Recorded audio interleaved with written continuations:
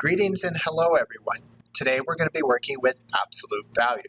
So we want to start off with defining what is the absolute value. So our vocabulary is absolute value of a number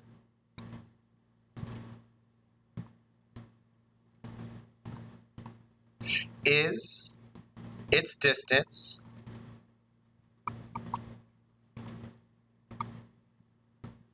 from 0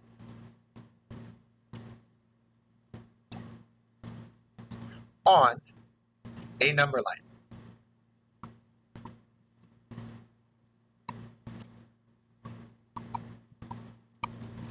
So that's what absolute value is. Now let's take a look at this key concept that we have down here. So for any real number x, if x is positive or 0, then the absolute value of x is going to be x. If x is negative, then the absolute value of x is going to be its opposite, so a positive x. So we have some examples. If x is 12, then the absolute value of 12 is just going to be 12. If x is negative 7, then the absolute value of negative 7 is the opposite of negative 7, or positive 7. So let's go ahead and try out an example right here. So I want to find a number for this expression. So I have the absolute value of negative 2 times x times y plus 5 times y. And it lets me know that x is equal to 6 and y is equal to negative 3. So I'm going to substitute those values into my original expression. So I have the absolute value of negative 2, and we said that x is equal to 6 now. And we said that y is equal to negative 3 plus 5 times, and we said that y is equal to negative 3. So these two lines on either side are known as the absolute value.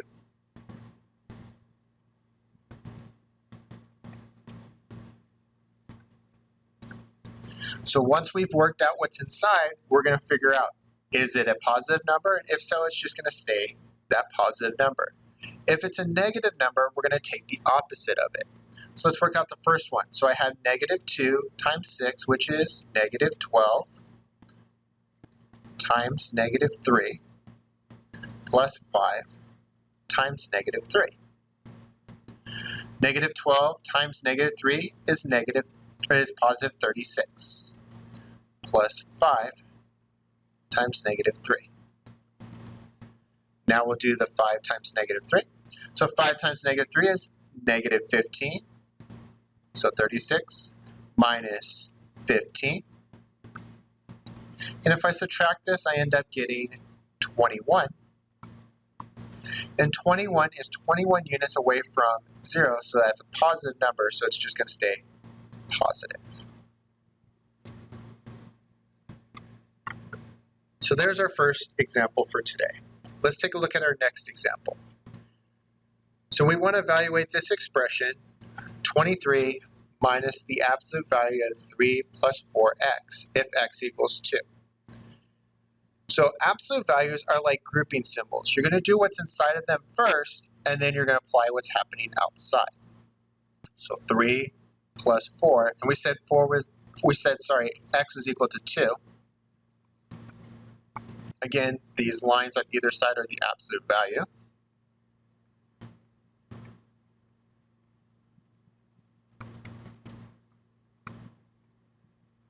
So we're going to work out what's inside first. So this gives me 23 minus, we're going to do multiplication. 4 times 2 is 8. 3 plus 8. Now we're going to add those together. So it's going to give me 23 minus the absolute value of 11. So 11 is 11 units away, so we're going to take that out. But once we take that out, now the subtraction will take place, minus 11. So 23 minus 11 is 12. So before you go, I have one more example for you. So let's take a look at one more example. This one deals with decimals.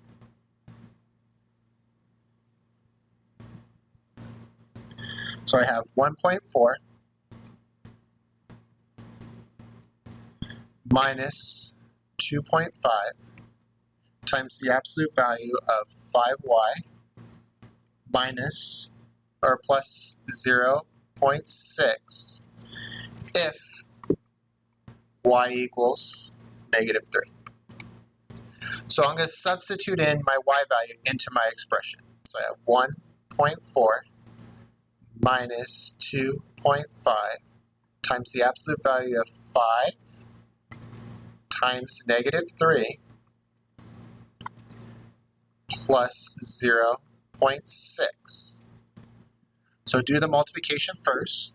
So this is going to give me 1.4 minus 2.5 times the absolute value of negative 15 plus 0.6. Add these two together.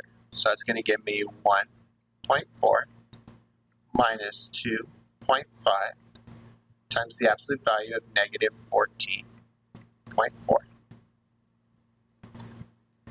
Now 14.4, negative 14.4 is 14.4 units away. So this is going to give me 1.4 minus 2.5 times the quantity 14.4. So it became a positive because we did the opposite of the negative. Now let's multiply it together. So when we multiply it together, I get 1.4 minus 36. And I'm going to subtract these two, and I'm going to get negative 34.6 as my solution. So go ahead and review through this and have a wonderful day.